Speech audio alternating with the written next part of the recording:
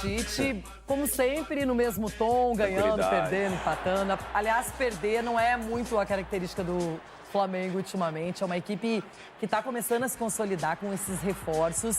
E, na minha opinião, ontem, especialmente no segundo tempo, o Flamengo foi muito superior. O Fluminense perdido, o Diniz improvisando demais, não deu certo. E o Flamengo aproveitando as oportunidades, o time cada dia mais entrosado. Não é a dinâmica de jogo que está aparecendo. Que coisa linda, o gol do Pedro, mas principalmente o passe que ele dá para o Cebolinha, não é?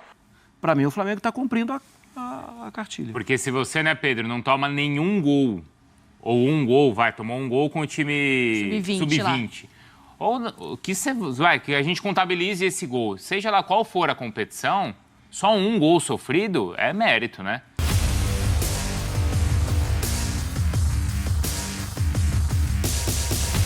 Salve, salve nação! Saudações rubro-negras! Galera, a imprensa está se rendendo ao Mengão. Cara, o Flamengo apresentou um bom segundo tempo ontem, meteu 2-0 no Fluminense e a imprensa está espantada, elogiando o Mengão. Então é o seguinte, separei aqui para você 2 cortes, um corte da Band do canal Jogo Aberto, link na descrição como créditos, e também da ESPN Brasil, os caras analisando aí este jogaço do Mengão. Deixa o like, se inscreva aqui no nosso canal e ative o sininho para não perder nada. Pro vídeo, sim, bora, vamos lá. Dos lances polêmicos mais do Grenal, mas agora 2-0 com autoridade. O Flamengo aplicou pra cima do Fluminense, que tava perdidinho no Clássico Carioca. Tava perdidinho. Domingo de muito sol e clássico pelo Campeonato Carioca. Quase que a final antecipada da Taça Guanabara, até porque as duas equipes estavam empatadas em número de pontos. O Fluminense poupou alguns atletas, devido ao desgaste do meio da semana pela Recopa, mas foi muito bem representado com um banco de peso. O Diniz fez várias mudanças no segundo tempo, mas foi o Flamengo de Tite que logo no início saiu na frente. Ayrton Lucas cruzou e Pedro colocou no fundo da rede. Cê tá louco! Cê tá louco! Gol! É, de canela, hein, Pedrão? Pela comemoração ficou claro, o camisa 9 vai ser papai e de 2 vem que maravilha, aí gêmeos. Agradecer a Deus também, né, por essas bênçãos que ele me deu agora, me deu para mim e para minha esposa. A gente está à espera de gêmeos, então eu reservei esse jogo especial para fazer uma homenagem, né, para os meus filhos e para minha esposa também. Dessa vez, Pedro virou garçom e serviu Cebolinha. O camisa 11 fez o segundo dele no Carioca. 2-0. Que golaço! Você tá louco? Que é isso, velho? É fácil jogar com jogadores inteligentes, né? O Pedro, Arrasca, o Nico que chegou agora. Ele já sabia que eu estava ali, né? Acabou dando um passe de letra e antes o Arrasca já tinha dado o passe para ele de letra. Muito feliz pelo gol, mas fui feliz ele em acertar a finalização. Com o resultado, o Flamengo praticamente colocou a mão na Taça Guanabara. É o líder da competição com 24 pontos e com um saldo de gols bem superior. Na última rodada, o rubro-negro vai enfrentar o Madureira aqui no Maraca. Já o Fluminense encara o Botafogo, mas antes tem decisão da Recopa com a LDU no Maracanã, quinta-feira. A gente vai saber descansar, a gente tem um dia a mais, diferente é o jogo na quinta. A gente está já no Rio de Janeiro, a gente tem um dia a mais de descanso e na quinta-feira a gente vai estar com um time ok para fazer um grande jogo. Tite vive boa fase. Esse foi o 8º jogo seguido que o Flamengo não sofreu gol. O time principal ainda não foi vazado nesse campeonato carioca. Que é Quando eu isso? falo de equilíbrio, é uma equipe que faz mais de 2 gols por jogo. E ela é consistente defensivamente. Ela não é boa porque defende e ela não é boa porque ataca. Ela é boa porque ela é equilibrada. Aí o Tite, como sempre, no mesmo tom, ganhando, perdendo, empatando. Aliás, perder não é muito a característica do Flamengo ultimamente. É uma equipe que está começando a se consolidar com esses reforços. E, na minha opinião, ontem, especialmente no segundo tempo, o Flamengo foi muito superior. O Fluminense perdido, o Diniz improvisando demais, não deu certo. E o Flamengo aproveitando as oportunidades, o time cada dia mais entrosado, não é? A dinâmica de jogo está aparecendo. Que coisa linda, o gol do Pedro, mas principalmente o passe que ele dá para o Cebolinha, não é?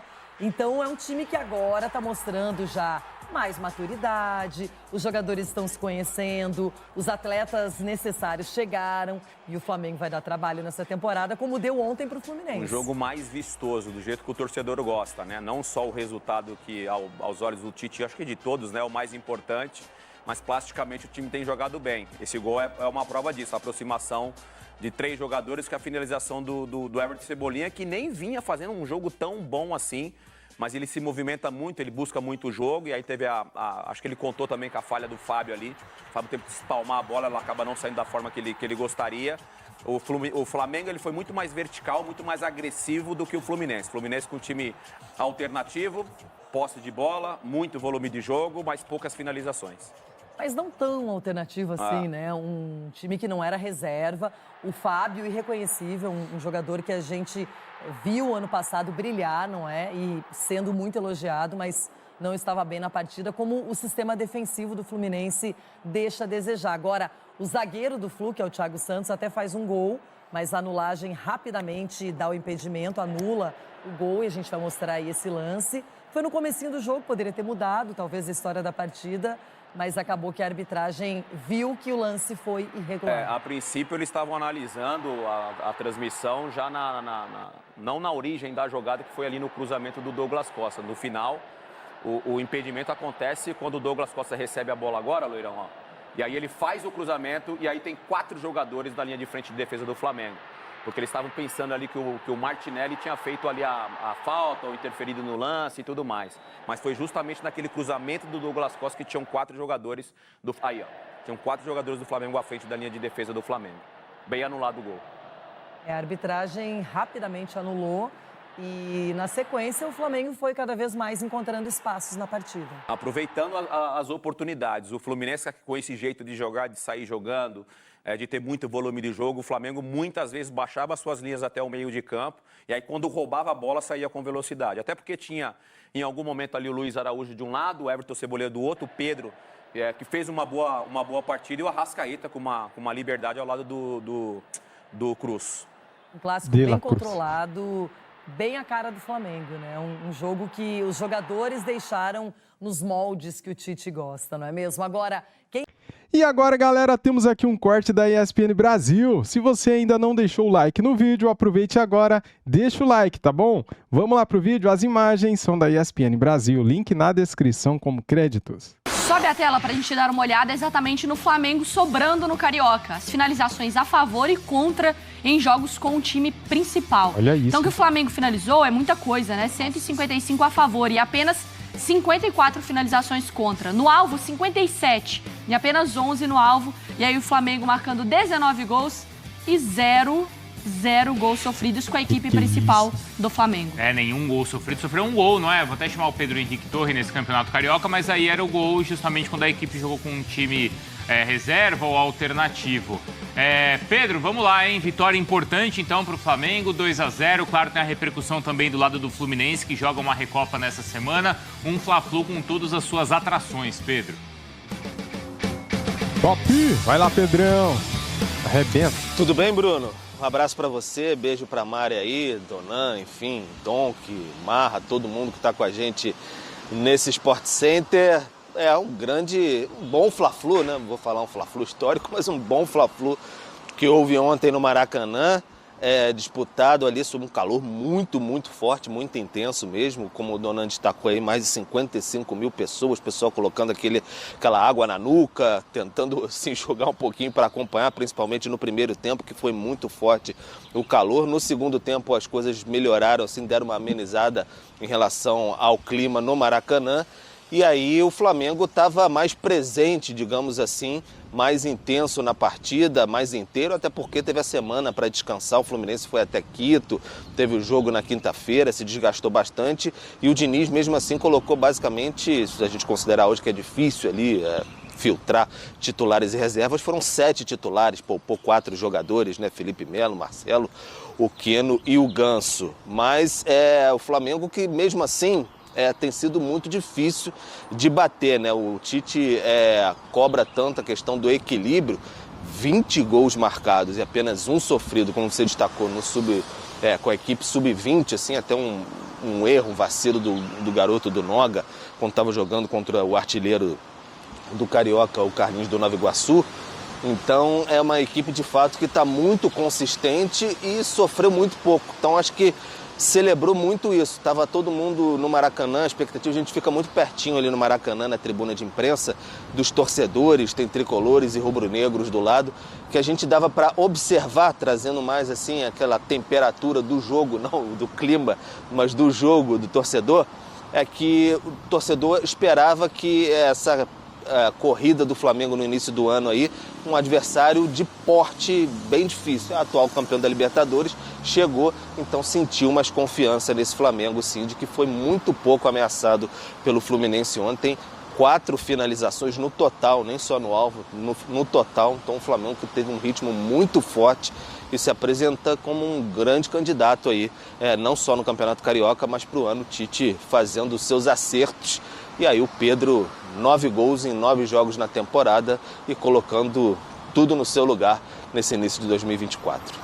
E a gente tem na tela outro personagem, né? Eu acho que Pedro e Cebolinha também mostram muito desse... Acho que o Pedro já tinha essa vaga carimbada, mas o Cebolinha é muito ATDT, né? Antes do Tite e depois do Tite também. ATDT. Antes, 83 jogos oficiais, 46 como titular. Depois, ele tem menos jogos ainda, mas já tem uma porcentagem de titularidade muito maior. Com uma média de gols muito maior, então assim, tinha 0,08, agora já tem 0,21.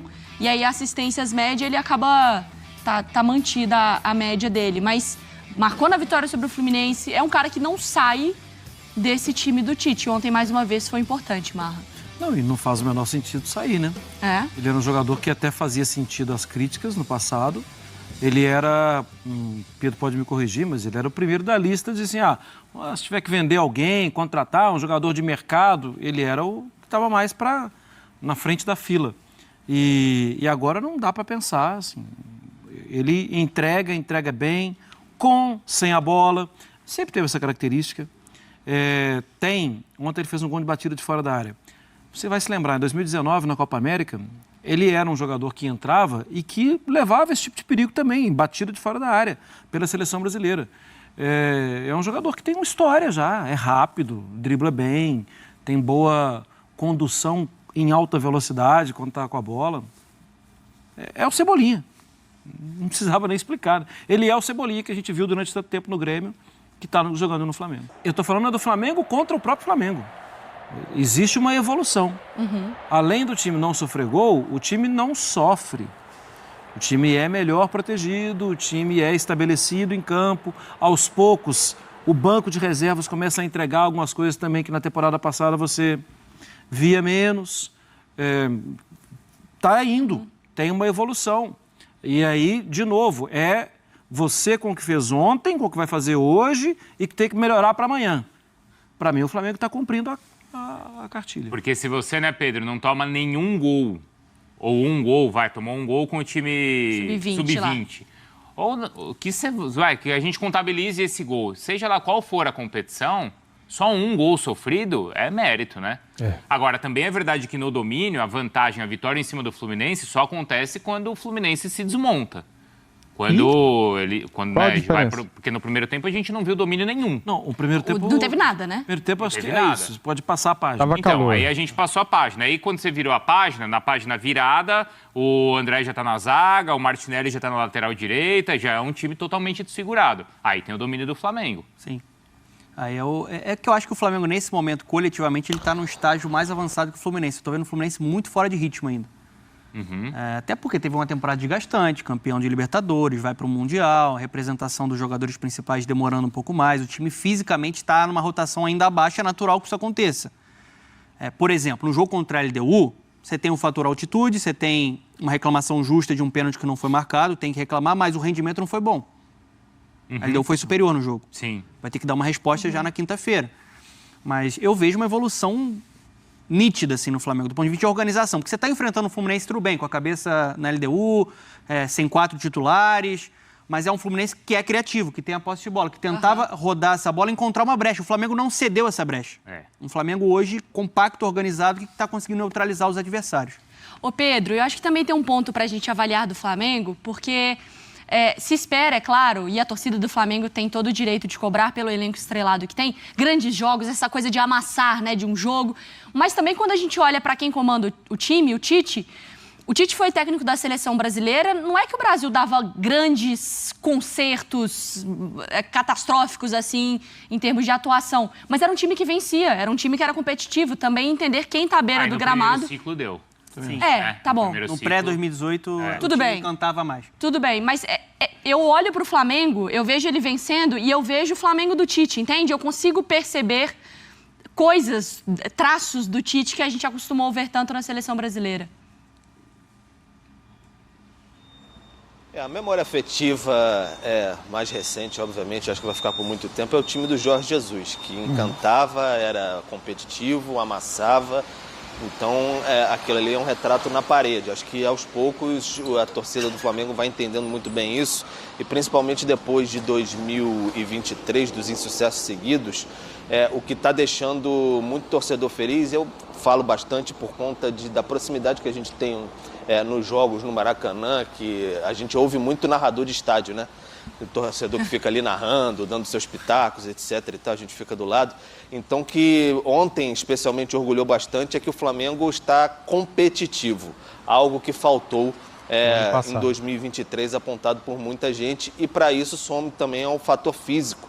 O Flamengo era muito cobrado, o Donan está falando do Fluminense agora, que encara aquele início de temporada complicado, com decisão, como o Flamengo encarou no ano passado, mas o Flamengo fisicamente está muito bem. Você pega o Arrascaeta, por exemplo, que sempre nos últimos 2 anos aí conviveu com situações físicas, ele está aturando os jogos até o fim, está participando intensamente, o Flamengo está pressionando. Ontem algumas imagens dos jogos ali, apareceram durante alguns momentos em redes sociais, torcedores destacando também como o Flamengo pressionava a saída de bola do Fluminense. Então estão entendendo que assim, o titismo é diferente das outras situações. Não vai ser um Flamengo tão encantador, mas pode ter momentos de plástica como o do segundo gol. E ele, como a gente lembrou da seleção, outro dia ele ficou até bravo, não sei se ele ficou bravo, mas ele não gostou ao ser questionado sobre isso, né, Pedro? Foi no último jogo. Depois do Flamengo ter vencido por 4-0, e era até uma pergunta em relação a isso, né, a esse estilo. Lembrando até uma declaração recente do Fabrício Bruno, ele contou a carreira inteira de todas as goleadas, todos os times que ele já teve que conseguiram vitórias importantes, como foi o Grêmio, como foi... Eu só não concordei quando ele falou que o Corinthians ganhou o Mundial indo para dentro do Chelsea. Ali eu achei que ele deu uma exagerada no exemplo, né, nesse exemplo específico. Mas em outros pontos da carreira dele, ele já montou times que foram brilhantes, sim. O próprio Corinthians de 15. Eu acho que colou no Tite essa questão do defensivo, em algum momento até no Corinthians do empatite, e que aí ganhava de 1-0 e tal. Mas isso é rótulo, Bruno. Quando a gente olhava para o campo, eu, pessoalmente, eu via muito time bom. Sim. Muito time bem montado, muito time bem organizado. Até mesmo o lance do segundo gol, a arrancada do De La Cruz, quando ele está com a bola, isso participa do jogo.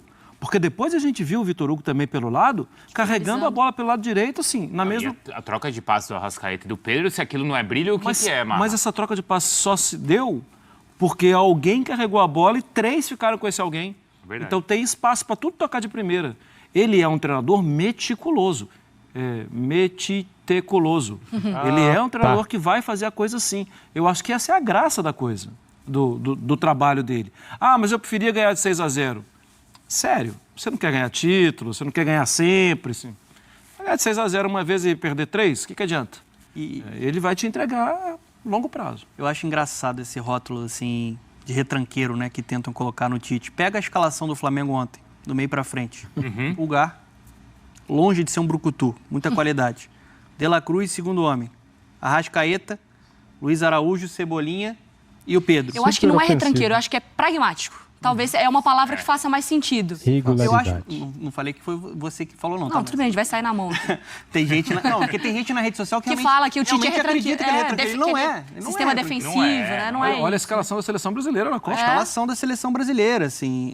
E eu acho que a formação de ontem é a formação que melhor rendeu até agora, nesse 4-3-3, com o De La Cruz como segundo homem. Acho que o Flamengo consegue ser mais equilibrado sem a bola e tem muita qualidade com a bola, com o De La Cruz fazendo essa função do Gerson. Acho que o Flamengo fica fazendo a função um pouco mais. Do Paquetá. É o motor do time, né? Na ideia na de seleção Copa do brasileira. Mundo. Era Casemiro e Paquetá. Sim.